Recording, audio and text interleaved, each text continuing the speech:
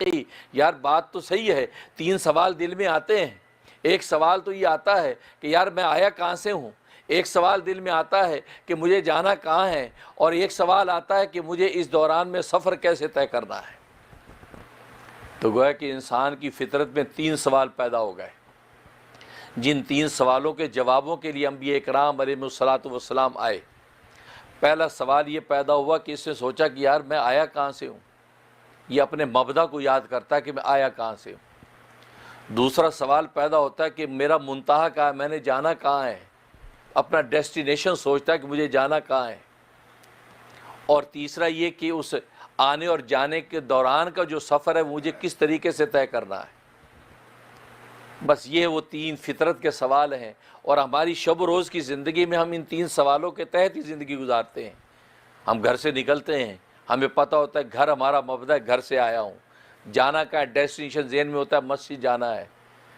اس دوران میں مجھے چلنا کیسے ہے، پیدل چلنا تو فٹ پاتھ کی کس سائڈ پہ چلنا ہے، اگر گاڑی چلانی تو سڑک کے کس کنارے سے گاڑی چلانی ہے، کسی کی موٹر سائیکل پہ بیٹھنا ہے تو کہاں پیچھے بیٹھنا ہے کہ آگے بیٹھنا ہے، اگر کسی کی انگلی پکڑنی ہے تو اس کو فالو کیسے کرنا ہے۔ تو دیکھو دوران کا سفر، تو دن رات ہم ان 3 سوالوں کے تحت زندگی گزارتے ہیں۔ ایک معصوم بچہ بھی اسی کے ساتھ زندگی گزارتا ہے۔ وہ صبح جب اسکول جاتا ہے تو پتہ ہے کہ میں اپنے گھر سے جا رہا ہوں، بس اوقات گھر کو مس کرتا ہے تو روتا بھی ہے کہ مجھے نہیں جانا اسکول، گھر کو دیکھ دیکھ کے روتا ہے، مما کو دیکھ دیکھ کے روتا ہے۔ اس کو پتہ ہے یہ میرا مبدا ہے، یہاں سے میں نے سفر شروع کیا ہے، اس کو ڈیسٹینیشن پتہ ہے کہ میں نے اسکول جانا ہے۔ اسکول پہنچا، اب دوران کا سفر وہ اس کی اماں اگر لے کر جائے تو کس طرح لے کے چلنا ہے، اگر اسکول بس آئی ہے تو اسکول بس کے اندر وہ اس کے اسکول بس کا ڈرائیور سیٹوں پر کس طریقے سے بچوں کو بٹھائے گا۔ تو گویا کہ دوران میں چلنے کے سفر کا طریقہ آنا چاہیے۔ تو گویا کہ یہ 3 فطری سوال ہر وقت انسان اس کے اوپر عمل کرتا ہے، اور انہی سوالوں کو ایک وائڈ اینگل کے اندر دیکھ لیں، ایک وائڈ اینگل کے اندر دیکھیں، بھئی یہی وہ 3 سوال ہیں کہ جو انبیاء اکرام علیہ الصلاۃ والسلام نے جس کی تعلیم دے دی کہ تم یہ سوچو کہ ہمارا مبدا کیا ہے، ہم آئے کہاں سے ہیں، اور ہمارا منتہا کیا ہے، ہم نے انتہائی ڈیسٹینیشن ہمارا کیا ہے، اور اس دوران میں ہمیں سفر کیسے طے کرنا ہے۔ بھئی یہ وہ 3 سوال ہیں۔ ان 3 سوالوں کے جواب کے لیے انبیاء اکرام علیہ الصلاۃ والسلام آئے، اور انہوں نے اس حقیقت کو بتلا دیا کہ تم آئے کہاں سے ہو، اپنے رب کریم کے پاس سے آئے ہو، اپنے رب کے پاس سے آئے ہو، کہ جس رب نے تمہیں عالم ارواح میں جمع ہو کر تمہیں اپنی ربوبیت کا اقرار کروا دیا تھا۔ چنانچہ حدیث میں آتا ہے، صحیح بخاری کی حدیث ہے کہ الارواح جنود مجندہ، اللہ تبارک و تعالی نے عالم ارواح میں ساری کائنات کی مخلوقات جمع کر لیں، ارواح ان کی جمع کر لیں، قیامت تک آنے والی انسانوں کی روحیں جمع کر لیں، اور جمع کرنے کے بعد اللہ نے سوال کیا الستُ بربکم، کیا میں تمہارا رب نہیں ہوں؟ تو گویا کہ ربوبیت کا سبق اللہ پڑھا رہے ہیں کہ تمہارا رب کون ہے یہ سوچو سب سے پہلے۔ اور رب اس لیے کہا کہ رب ہوتا پالنے والا، جو کھلاتا بھی ہے، پلاتا بھی ہے، سلاتا بھی ہے، نہلاتا بھی ہے، دھلاتا بھی ہے، اڑاتا بھی ہے، پہناتا بھی ہے۔ گویا کہ یہ زندگی کی جتنی نیسیسریز ہیں وہ یہ رب جو ہے وہ پرووائڈ کرتا ہے، اور انسان کی فطرت ہے کہ اس شخص سے محبت کرنے لگتا ہے جو اس کو کھانا بھی دیتا ہے، جو اس کو پانی بھی دیتا ہے، جو اس کو سلاتا بھی ہے، جو اس کا بستر بھی بناتا ہے، جو اس کو کپڑے بھی دیتا ہے۔ تو یہ ساری کی ساری پالنے کی جتنی زندگیاں ہیں، چیزیں ہیں، اس سے ان کو محبت ہو جاتی ہے۔ اس لیے بچے کو اپنے ماں سے سب سے زیادہ محبت اس لیے ہوتی ہے کہ ماں یہ ساری چیزیں پرووائڈ کرتی ہے، تو بچوں کو ماں کے ساتھ جو ایک تعلق ہو جاتا ہے وہ کسی دوسرے کے ساتھ نہیں ہوتا۔ اس لیے اللہ تبارک و تعالی نے اپنی ربوبیت کا اقرار کروایا کہ اے انسانوں تمہارا رب کون ہے؟ میں ہوں، میں تمہیں کھلاتا ہوں، میں تمہیں پلاتا ہوں۔ اس لیے ایک حدیث میں فرمایا تم اللہ تعالیٰ کا شکر کیا کرو، اللہ تعالیٰ کا شکر کیا کرو، اس لیے کہ اللہ تبارک و تعالیٰ کا جب تم شکر کرو گے تو اللہ تبارک و تعالیٰ کا حق یہ ہے کہ وہ تمہیں کھانا دیتا ہے، تمہیں پانی دیتا ہے، تمہیں کھلاتا پلاتا ہے، لہذا اس کا حق یہ ہے کہ تم اس کا سب سے زیادہ شکر کیا کرو۔ تو دیکھو کھلانا پلانا جو ہے یہ ایک ایسی بڑی نعمت ہے کہ یہ بندہ جب اس چیز کو سوچتا ہے کہ میرے رب نے دیا ہے تو اپنے رب کی طرف وہ متوجہ ہوتا ہے۔ تو اللہ تبارک و تعالیٰ نے سب سے پہلے اپنی ربوبیت کا اقرار کروایا، الستُ بربکم، کیا میں تمہارا رب نہیں ہوں؟ حدیث میں آتا ہے کہ تمام ارواح خاموش ایک دوسرے کو دیکھ رہی ہیں، ابھی تو ان کو پیدا کیا ہے، ابھی وہ ساری ارواح جمع ہوئی ہیں، اب ان کو کیا خبر کہ کیا جواب دینا ہے، تو ایک دوسرے کا منہ تک رہی ہیں۔ تو سب سے پہلے جواب کس نے دیا؟ سرکار دو عالم صلی اللہ علیہ وسلم کی روح اقدس نے جواب دیا۔ روح محمدی صلی اللہ علیہ وسلم نے سب سے پہلے جواب دیا، بلا، بلا شبہ آپ ہمارے رب ہیں۔ جب یہ بلا کا جواب سنا تو باقی انبیاء کرام علیہ السلام کی جو پاکیزہ ارواح تھی، انہوں نے جب جواب سنا تو انہوں نے بھی اس کو فالو کیا، انہوں نے بھی کہا بلا بلا، بلا شبہ آپ ہی ہمارے رب ہیں، بلا شبہ آپ ہی ہمارے رب ہیں۔ پھر عام انسانوں کے ارواح نے جب سنا، انہوں نے بھی جواب دیا بلا بلا۔ حدیث میں آتا ہے کہ پورے عالم ارواح کے اندر ایک شور مچ گیا، ساری کی ساری ارواح یہ نعرہ لگا رہی ہیں، بلا بلا، بلا شبہ آپ ہمارے رب ہیں۔ ظاہر ہے کہ ہمیں تو خبر بھی نہیں کہ ہماری روح نے اس وقت کیا کہا ہے، لیکن سلطان الہند حضرت خواجہ معین الدین چشتی رحمۃ اللہ علیہ فرماتے ہیں، اور یہ وہ شخصیت ہیں کہ پاک ہند و پاک بر صغیر کے اندر جن کی برکت سے دین اسلام کا پرچم بلند ہوا، اور 99 لاکھ انسان ان کے ہاتھ پر مسلمان ہوئے، پورے بر صغیر کے اندر اسلام کا پرچم بلند ہوا۔ یہ خواجہ معین الدین چشتی رحمۃ اللہ علیہ کہ اللہ تبارک و تعالیٰ نے ان کو ولایت و معرفت کا اتنا بلند مقام عطا فرمایا کہ 99 لاکھ انسانوں کے سینوں کو ایمان سے منور کر دیا۔ وہ فرماتے کہ مجھے وہ اعلان یاد ہے، اور میری روح نے یہ جواب دیا تھا، مجھے وہ اعلان یاد ہے۔ ڈرائی اسکیلپ یعنی سوکھے بال، کیو کاربن ہیئر آئل اسکیلپ کو موئسچرائز کرے، دے ہیلتھی اسموتھ بال۔ کیو کاربن۔ دیکھو یہ روح کی قوت اور نسبت کی بات ہے، یہ ان کی ایک کرامت ہے۔ وہ کہتا ہے مجھے وہ اعلان یاد ہے، میں نے بلا کا جواب دیا میری روح نے۔ تو ہماری ارواح نے بھی بلا کہا وہاں، لیکن ہمیں یاد نہیں ہے۔ تو ہم اللہ کی ربوبیت کا اقرار کر کے آئے ہیں، اللہ کو رب مان کر دنیا میں آئے ہیں، لیکن آج دنیا میں آنے کے بعد ہم کبھی کہتے ہیں کہ دکان ہماری رب ہے، وہ ہمیں پالتی ہے، کبھی کہتے ہیں تنخواہ دفتر ہمارے رب ہے، دفتر ہمیں پالتا ہے۔ نہیں، ہم اقرار کر کے آ گئے ہیں کہ اللہ تبارک و تعالی ہمارا رب ہے۔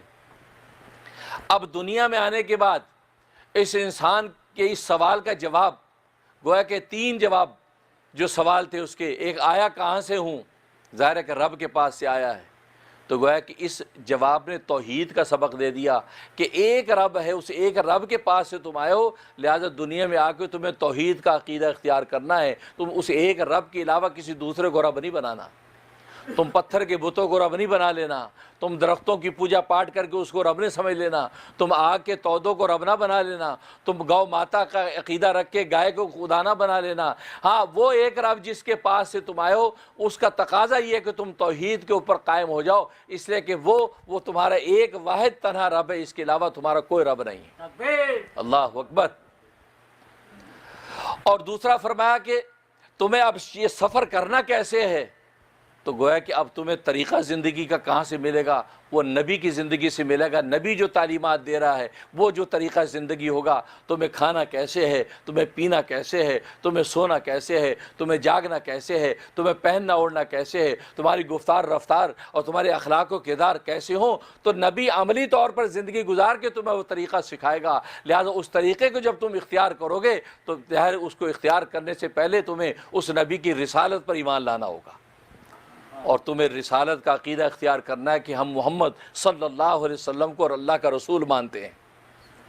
لہذا کہو گے اشہد ان لا الہ الا اللہ، میں گواہی دیتا ہوں کہ اللہ کے سوا کوئی معبود نہیں، واشہد ان محمد رسول اللہ، اور میں گواہی دیتا ہوں کہ محمد اللہ کے رسول ہیں۔ تو دوسرا رسالت کا عقیدہ، کیونکہ طریقہ زندگی تمہیں آپ صلی اللہ علیہ وسلم سے ملنا ہے۔ اور تیسرا قیامت کا عقیدہ، کیونکہ آخرت کے اندر مبدا اور منتہا ہمارا آخرت ہے، آخرت ہمارا منتہا، وہ ہمارا ڈیسٹینیشن ہے، وہاں اس ڈیسٹینیشن پہ ہمیں پہنچنا ہے، اور وہاں پوری زندگی کے سوالوں کا جواب ہم نے اللہ تبارک و تعالیٰ کے دربار میں پیش کرنا ہے۔ یہ انسان کی مختصر زندگی، چنانچہ مقصد زندگی وہ اللہ تبارک و تعالیٰ کی ربوبیت مان کر اللہ کی عبادت، یہ مقصد زندگی، اور طریقہ زندگی وہ رسالت کا عقیدہ جب مانا تو نبی کریم صلی اللہ علیہ وسلم کا جو دیا ہوا نمونہ عمل وہ ہمارا طریقہ زندگی، اور اس کے بعد ثمرہ زندگی، اس ساری زندگی کا ثمرہ کیا ہے، اس کا انعام کیا ہے، اس کا جو خلاصہ اور نتیجہ کیا ہے؟ ثمرہ زندگی آخرت ہے۔ آخرت میں اللہ کے سامنے جب پیش ہوں گے تو وہاں پر اپنی ساری زندگی کی رویداد جب اللہ کے سامنے رکھیں گے، ساری کارگزاری ساری زندگی کا رکھیں گے، اب اللہ تبارک و تعالیٰ فیصلہ کریں گے یہ انعام کا مستحق ہے یا خدا نخواستہ جو ہے وہ سزا کا مستحق ہے۔ اللہ تبارک و تعالیٰ اگر انعام کا مستحق سمجھیں گے تو اس انسان کو جنت میں داخل کر دیں گے۔ تو دیکھو یہ تین ہی چیزیں نکلیں، تین چیزیں، ایک مقصد زندگی، دوسرا طریقہ زندگی، اور تیسرا ثمرہ زندگی۔ بھائی یہ ہے وہ انسان کی زندگی کا خلاصہ۔ جب انسان اس زندگی کے خلاصے کے تحت قدم آگے بڑھاتا ہے تو اس انسان کو دنیا میں جینا آسان ہو جاتا ہے۔ پھر وہ مومن کی شان رہتی ہے کہ اس کے لیے جینا بھی آسان، اس کے لیے مرنا بھی آسان۔ آج ہمارے لیے جینا بھی مشکل ہو گیا اور ہمارے لیے مرنا بھی مشکل ہو گیا۔ نہیں، اللہ تبارک و تعالی رب رحیم نے ہمیں ایسا طرز زندگی عطا کیا ہے کہ عبادت اللہ کی، بلکہ مجھے یاد آیا سلطان الاولیاء امام التفسیر حضرت مولانا احمد علی لاہوری رحمۃ اللہ علیہ، ولایت و معرفت کا بہت اونچا امام ہے، اور علم تفسیر میں اللہ تبارک و تعالی نے بڑا مقام عالی ان کو عطا کیا تھا۔ فرمایا کہ میں انسان کی زندگی کا خلاصہ چند لمحوں میں بتا سکتا ہوں، پورا کا پورا قرآن کریم ہمیں کیا کہتا ہے، طرز زندگی ہمارا کیسا متعین کرتا ہے۔ فرمایا کہ چند لمحوں میں بتا سکتا ہوں، اور وہ اتنے کم لمحے ہیں کہ میں ریل گاڑی پہ چڑھوں، ریل گاڑی چل پڑے اور ایک آدمی دوڑا ہوا آئے، میرا ایک قدم ریل گاڑی کے اندر ہو، ایک قدم اس کے پائیدان پہ ہو، میں نے اس کا ڈنڈا پکڑا ہوا ہے، ابھی سوار ہونے لگا ہوں، ایک شخص دوڑا ہے، کہا کہ حضرت ذرا مجھے بتا دیجیے کہ قرآن کریم کی تفسیر مجھے سمجھا دیجیے، قرآن کیا کہتا ہے۔ اب ظاہر ہے کہ اتنا 30 پاروں کا قرآن اب چند لمحے میں کون پڑھا سکتا ہے؟ میں اور آپ تو یہ کہیں گے بھئی مولوی صاحب کیا بات کرتے ہیں، آپ ٹائم لیں مجھ سے، میری کلاسز لیں، 2 سال میں کورس پورا کراؤں گا۔ حضرت فرماتے ہیں وہ مجھے یہ کہے اور گاڑی ابھی خرامخرا میں چل رہی ہے تو میں اس کو پورے قرآن کا خلاصہ بتا دوں گا، اور خلاصہ قرآن کا کیا بتاؤں گا، میں اس کو یہ کہوں گا کہ اللہ کو راضی کر لو اس کی عبادت کر کے، نبی کو راضی کر لو اس کی اطاعت کر کے، اور فرمایا کہ مخلوق کو خوش کر لو اس کی خدمت کر کے۔ بس یہ کہتے پوری زندگی کو خلاصہ ہے، اللہ کی عبادت کرو، رسول کی اطاعت کرو اور اللہ کی مخلوق کی خدمت کرو۔ فرمایا بھائی یہ 3 خلاصہ پورے کے پورے قرآن کریم کی تفسیر کا خلاصہ یہ ہے، جسے خدا کی عبادت کر لی، جسے نبی کے طرز زندگی پہ زندگی گزار لی، جسے اپنے جیسے انسانوں کی خدمت کر لی، فرمایا کہ دنیا کے اندر اس کے لیے جنت کا فیصلہ ہو گیا۔ اللہ اکبر، تکبیر، تکبیر، نعرہ رسالت محمد رسول اللہ، نعرہ رسالت محمد رسول اللہ، تاجدار ختم نبوت زندہ آباد، تاجدار ختم نبوت زندہ آباد۔ تکبیر کے ساتھ رسول اللہ صلی اللہ علیہ وسلم کی رسالت کا بھی نعرہ لگایا کرو، اس لیے کہ ان کی برکت سے تو سب ملا۔ ہم نے خدا کو تو رسول کے ذریعے سے پہچانا، ہم خدا کو کہاں پہچانتے تھے؟ یہ تو رسول اللہ نے ہمیں تعارف کروایا کہ تمہارا خدا ہے کیسا، تمہارا خدا ہے کیسا کریم، جسے زندگی تمہارے لیے کیسی آسان فرما دی۔ تو عبادت، اللہ کی عبادت کرنی ہے، رسول اللہ صلی اللہ علیہ وسلم کی زندگی کے طریقوں کی اتباع کرنی ہے۔ حالانکہ کھانا تو ہم نے ہے ہی، نبی کے طریقے پہ کھا لو، کھانے سے نہیں روکا، کھانے کا طریقہ سنت کے مطابق کر لو، پینے سے نہیں روکا، پینا نبی کے طریقے کے مطابق پی لو، پہننے اوڑھنے سے نہیں روکا، نبی کے طریقے کے مطابق پہن لو۔ دیکھو کتنی آسان زندگی ہے، تو انسان جو ہے وہ طریقہ زندگی نبی سے سیکھ رہا ہے، اور آخرت میں ثمرہ زندگی آخرت میں اللہ تبارک و تعالیٰ انعامات دیں گے، اور پھر اپنے جیسی جو مخلوق ہے اس مخلوق کی خدمت کر لو۔ فرمایا کہ یہ جو چیز ہے عبادت ہے، اطاعت ہے اور خدمت ہے، یہ پورے کے پورے قرآن کریم کا خلاصہ اور نچوڑ ہے۔ تو دیکھو یہ تین سوال فطرت کے اندر اٹھے تھے کہ آیا کہاں سے ہوں، جانا کہاں ہے، درمیان کا سفر کیسے طے کرنا ہے۔ اور عجیب بات یہ کہ قبر میں انسان جائے گا تو وہاں پر بھی 3 ہی سوال کیے جائیں گے، قبر میں بھی 3 ہی سوال کیے جائیں گے۔ پہلا سوال کیا جائے گا ربوبیت کا، کیونکہ پہلے ربوبیت کا سبق پڑھا کے بھیجا تھا، اور لے کے سوال کیا تھا الست بربکم، کیا میں تمہارا رب نہیں ہوں؟ تو گویا کہ اس سوال کے اندر بھی اشارہ تھا کہ تھوڑا سا اگر دماغ پہ زور دو تو سمجھ جاؤ گے بلا آپ ہمارے رب ہیں۔ لیکن قبر کے اندر سوال کا انداز بدل دیا، کیونکہ ظاہر ہے کہ سبق پڑھا کے بھیج دیا، اب سبق اسٹوڈنٹ کو یاد ہے اور پوری زندگی وہ سبق کو دہراتا رہے عملی زندگی میں، تو قبر میں جاتے سوال کیا ہوگا؟ من ربو کا، تیرا رب کون ہے؟ اب یہ کون والا سوال پہلے سوال سے بھاری ہے، بھاری اس لیے کہ سبق آلریڈی پڑھا چکے ہیں، آلریڈی آپ کو بتا چکے کہ رب کون ہے، تو من ربو کا، تیرا رب کون ہے؟ اب اگر یہ مومن صادق ہوگا، اس نے ایمانی اور عملی طور پہ سبق کو یاد کر رکھا ہوگا، تو کہے گا ربی اللہ، میرا رب اللہ ہے۔ اس کے بعد جو سوال ہوگا من نبیو کا، تیرا نبی کون ہے؟ اور اگر پوری زندگی کے اندر ان کی سنتوں کے مطابق زندگی گزاری ہوگی، ہر قدم قدم پہ نبی کو یاد کیا ہوگا، جب کھانا لگے گا کہ اگر نبی یوں کھاتے تھے، پانی پینے لگے گا تو نبی یوں پیتے تھے، لیٹنے لگے گا نبی یوں لیٹتے تھے، تو ہر لمحہ جب خود نبی کو یاد کرتا ہوگا تو قبر میں کیوں بھولے گا؟ تو پوچھا کہ من نبیو کا، تیرا نبی کون ہے؟ تو کہا کہ نبی جی محمد رسول اللہ صلی اللہ علیہ وسلم، میرے نبی جو محمد رسول اللہ ہے۔ اور ایک روایت میں آتا ہے کہ رسول اللہ صلی اللہ علیہ وسلم کا سراپا دکھایا جائے گا، اور اس کی طرف اشارہ کر کے فرشتے پوچھیں گے کہ ما تقول فی ھذا الرجل، اس شخصیت کے بارے میں تو کیا کہتا ہے، کون ہے یہ؟ تو فرمایا کہ مومن دیکھتے پہچان جائے گا، کہا کہ یہ تو میرے نبی محمد صلی اللہ علیہ وسلم ہے، انہی کی سنتوں کے مطابق تو زندگی گزارتا رہا ہوں، طریقہ زندگی تو ان کے مطابق ہی میں نے فالو کیا ہے، میں پہچان گیا ہوں، فوراً پہچان جائے گا۔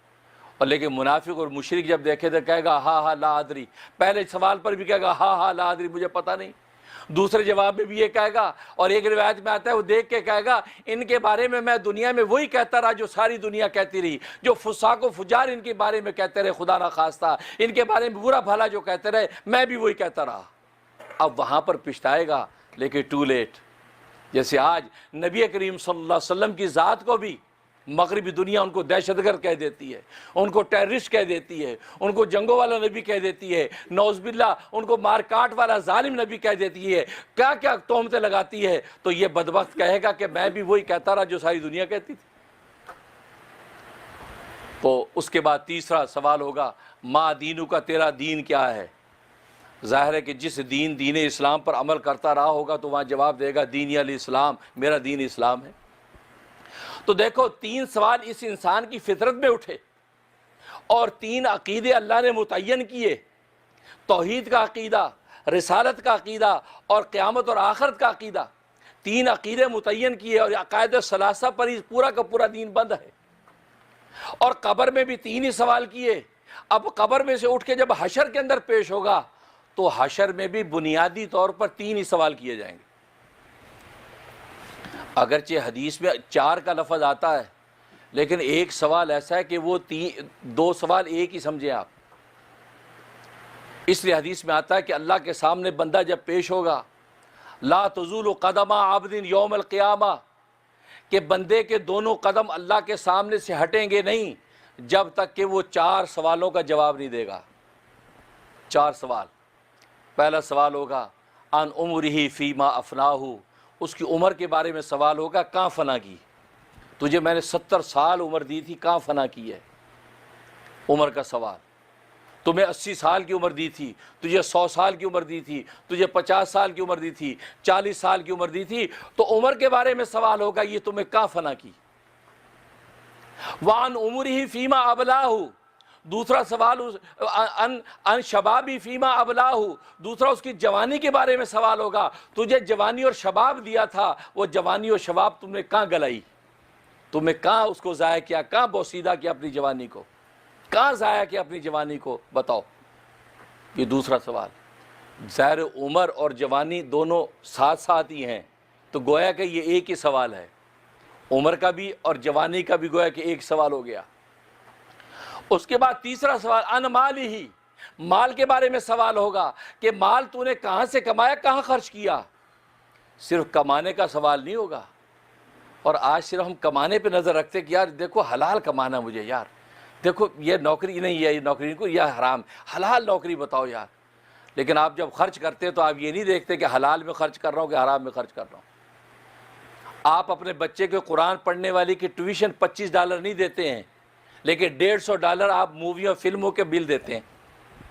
اب بتاؤ اللہ پوچھے گا نہیں کہ اللہ کا قرآن پڑھنے میں $25 آپ نے نہیں دیے، اور فلمیں اور موویوں کا جو بل تھا منتھلی $150 آپ کے اکاؤنٹ سے جاتا ہے. آپ یہ سمجھیں میں حلال کماتا ہوں الحمدللہ، لیکن آپ کو یہ پتہ ہے آپ جو خرچ کر رہے ہیں وہ خرچ حرام میں ہو رہا ہے، اس کی بھی پوچھ ہوگی.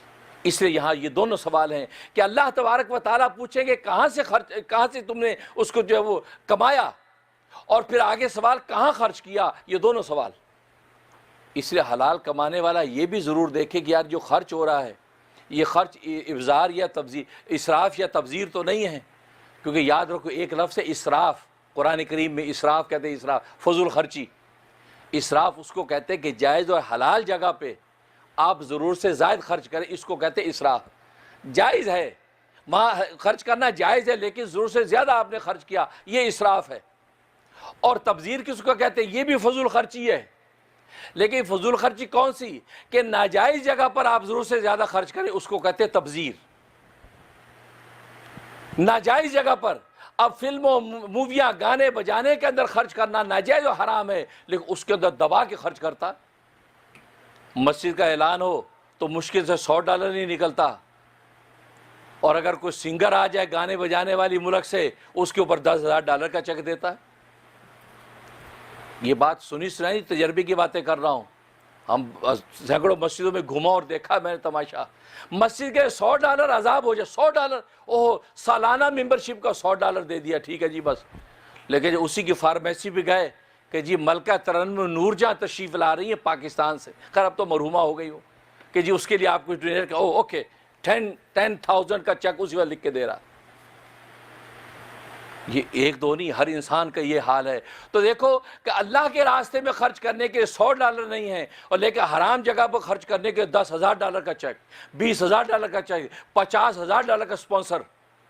مطلب کیا ہے؟ اس کی بھی پوچھ ہوگی کہ تم نے خرچ کہاں کیا تھا، اور اگر خرچ حرام جگہ پر ضرور سے زیادہ کر دیا اس کا مطلب یہ تبذیر. اور تبذیر کے بارے میں قرآن نے کہا ان المبذرین کانوا اخوان الشیاطین. فرمایا کہ تبذیر کرنے والے جو ہیں وہ کون ہیں؟ وہ شیطان کے بھائی ہیں. تو دیکھو وہاں پر یہ سوال. اور اس کے بعد تو گویا کہ پہلا سوال اس کی عمر کا ہوا، دوسرا سوال اس کی جو ہے وہ جوانی کا ہوا، اور تیسرا سوال اس کے مال کا ہوا، اور چوتھا سوال فرمایا کہ اس کے جو ہے علم کا ہوگا. تجھے جو علم دیا تھا اس علم پر تو نے کتنا عمل کیا، علم کا سوال. تو دیکھو بنیادی طور پر 3 سوال ہو گئے. ایک تو عمر و صحت کا سوال، عمر و صحت کا سوال، دوسرا مال کا سوال، اور تیسرا علم کا سوال. تو گویا کہ بنیادی طور پر یہ 3 سوال کر لیے گئے. تو گویا کہ 3 کا سوال جو ہے انسان کے دل میں بھی پیدا ہوئے، 3 سوال جو قبر میں کیے گئے، اور 3 ہی سوال آخرت کے اندر اللہ تبارک و تعالیٰ کے سامنے ہوں گے. اور وہاں جب اس سے پوچھا جائے گا، ترمذی کی حدیث ہے، ایک شخص کو پیش کیا جائے گا، اللہ تبارک و تعالیٰ فرمائیں گے کہ تجھے میں نے مال دیا تھا، تو نے اس مال کا کیا کیا؟ وہ کہہ گئے رب ذوالجلال میں نے مال کمایا، خوب بڑھایا، خوب کمایا، ڈھیر کے ڈھیر لگا دیے، بینک بیلنس بھر دیے، بہت مال، بہت مال. اور میں خرچ کہاں کیا؟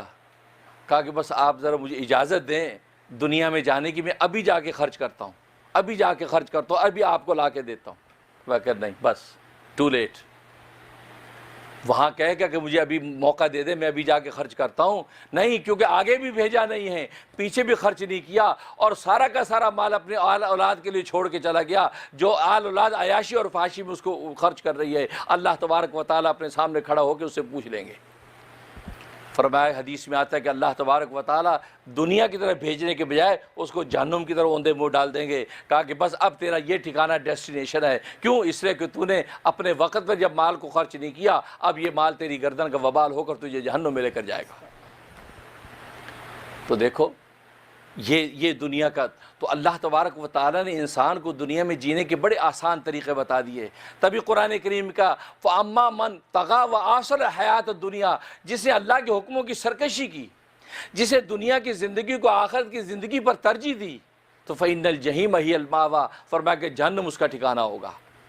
لیکن وَأَمَّا مَنْ خَافَ مَقَامَ رَبِّهِ وَنَهَى النَّفْسَ عَنِ الْهَوَىٰ، جو اپنے رب کے سامنے کھڑے ہونے سے ڈرا ہر قدم قدم اٹھانے سے پہلے سوچا کہ یار اپنے رب کو کیا جواب دوں گا، یار رب کے سامنے پیشی ہوگی تو کیا جواب دوں گا، یار رب کو کیا کہوں گا، میں یہ جو خرچ کر رہا ہوں اس کا جواز اللہ کے سامنے کیا پیش کروں گا، یار یہ جو میں کر رہا ہوں۔ تو ایک ایک چیز میں اپنے رب کو یاد رکھے گا اور ڈرے گا، ورنہ نفس عن الہوا، اپنی نفس کو خواہشات سے روک لے گا، تو فإن الجنت ہی المأویٰ، اللہ تبارک و تعالیٰ فرما رہے ہیں کہ جنت اس کا آخرت کا ٹھکانہ ہوگا۔ اس لیے تو حدیث میں آتا ہے، حضرت ابو ذر غفاری رضی اللہ تعالیٰ عنہ نے رسول اللہ صلی اللہ علیہ وسلم سے سوال کیا کہ یا رسول اللہ، قرآن کریم میں پہلے انبیاء کے صحیفوں کا تذکرہ آتا ہے اور صحف ابراہیم و موسیٰ کا بھی ذکر آتا ہے، ان ھذا لفی صحف ابراہیم و موسیٰ، کہ ابراہیم اور موسیٰ کے صحیفوں کا ذکر آتا ہے۔ ان انبیاء کے صحیفوں میں کیا تھا، کیا اس کے اندر احکامات تھے؟ تو حضرت صلی اللہ علیہ وسلم نے حضرت ابراہیم علیہ السلام کے صحیفوں کی بات بتلائی، موسیٰ علیہ السلام کے صحیفوں میں جو نصیحتیں وہ بتلائیں۔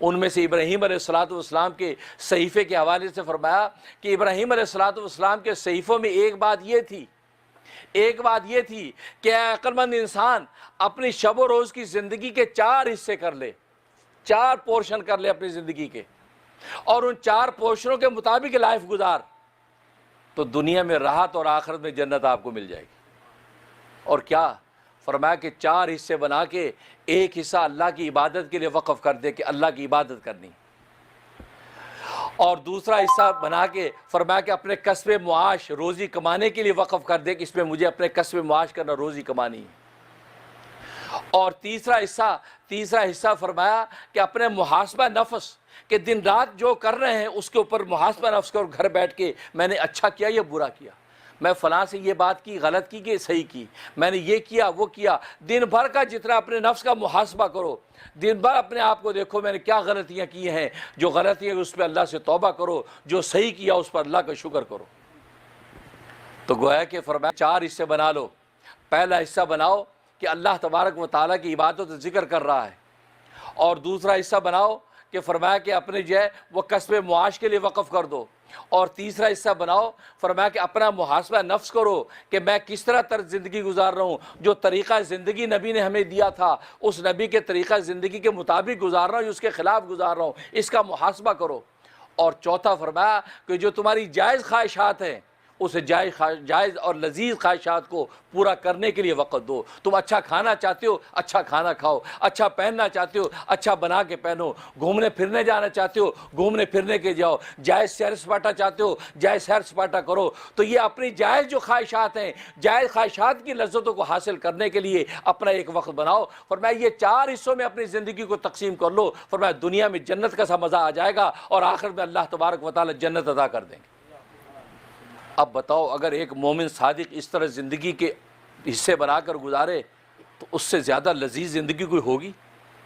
یہ تو غیر مسلم جو اسلام کی نعمت سے محروم ہیں وہ بھی اسلام کی خوبصورتی کو دیکھ کر دوڑیں گے کہ یار یہاں پر ہر وقت جو ہے سجدے میں ہی پڑھنا پڑے گا۔ بھائی سجدے کا ٹائم بھی اپنا ہے، اپنے نفس کا محاسبہ بھی اپنا ہے، لیکن سیر سپاٹا بھی ہے، اچھا کھانا بھی ہے، اچھا پینا بھی ہے، بیوی بچوں اور دوستوں کے ساتھ ہم جولیوں کے ساتھ گھوم پھر بھی رہے ہیں، اور اپنا کسب معاش کے لیے دکان کھول کر بھی بیٹھے ہیں۔ یہ نہیں کہ لیزی ہو کر کماتا نہیں ہے، نوکری نہیں کرتا، نہیں، وہ بھی کر رہا ہے۔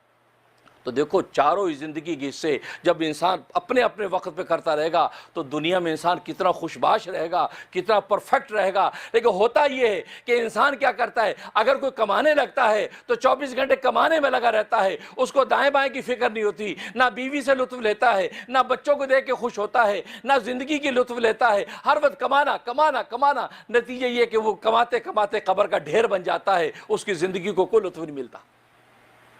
اگر کوئی محاسبہ نفس کے اندر بیٹھا ہے، وہ ایسا نفس کے اندر محاسبہ کرتا ہے، اتنا ڈپریس ہو جاتا ہے کہ کونے خدروں میں گھس کے کسی کے کام کا نہیں رہتا۔ نتیجہ یہ ہے کہ وہ خود مستقل ایک بیمار ہو جاتا ہے۔ اگر کوئی عبادت کرنے لگتا ہے، عبادت میں ایسا کھوب جاتا ہے کہ نہ بیوی کے سامنے تسبیح کرنے بیٹھ گیا، بچوں کے ساتھ تسبیح کرنے بیٹھ گیا، ہر وقت نفلوں میں کھڑا ہے۔ بیوی بچے کہتے ہیں ہم سے ابا بات تو کر لیں، کہا چھوڑو مجھے نفلیں پڑھنی، چھوڑو تسبیح کرنی ہے، کھانا وہاں رکھ دو میں کھا لوں گا، ٹھنڈا ہی کھا لوں گا۔ یہ کیا زندگی؟ ان کے ساتھ بیٹھ کے کھاؤ، یہ نبی نے یہ طریقے بتائے۔ نتیجہ ہے کہ وہ عبادت میں کھبا، اس کو کوئی اور خبر نہیں رہی۔ اسی طریقے سے ایک بندہ جس نے جائز خواہشات کو پورا کرنا ہے وہ اپنی جائز خواہشات کو پورا کرنے کے نکل جاتا ہے، ہر وقت اسی میں مگن رہتا ہے، ادھر کھا لو، ادھر پی لو، ادھر بھاگ جاؤ، ادھر کھیلو، ادھر پہنچو، ادھر ناچو، ادھر کودو، بس ساری زندگی اسی میں گزارتا ہے۔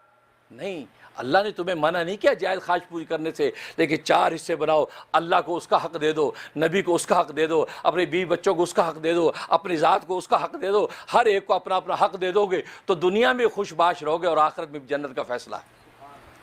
یہ کتنی خوبصورت زندگی ہے، تبھی تو دین اسلام سب سے جامع دین ہے۔ آج خود ہم نے اپنے طرز عمل سے اس کو خراب کر لیا، اپنے طرز عمل سے ان کو بودا کر لیا، اپنے طرز عمل سے اس کو اتنا خوفزدہ کر لیا ہے کہ کوئی دیکھ کے کہتا ہے کہ یار یہ دین اسلام، یار یہ مسلمان ہے، وہ کہتے ہیں اسلام اور مسلمان میں یہ فرق ہے۔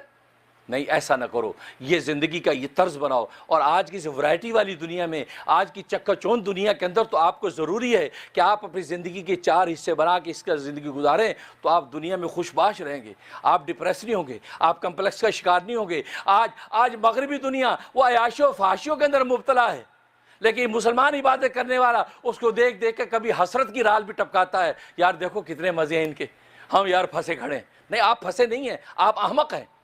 آپ کو بھی جائز تفریح کی اجازت دی ہے، آپ جائز تفریح کے لیے اپنا بھی وقت نکالیں، آپ گھومیں پھریں، عصر سے مغرب کا وقت آپ تفریح میں لگائیں، کسی پارک میں گھومنے جائیں، اپنے دوستوں سے بیٹھ کے چائے پئیں، گپ شپ کریں، ادھر ادھر دوڑے بھاگیں۔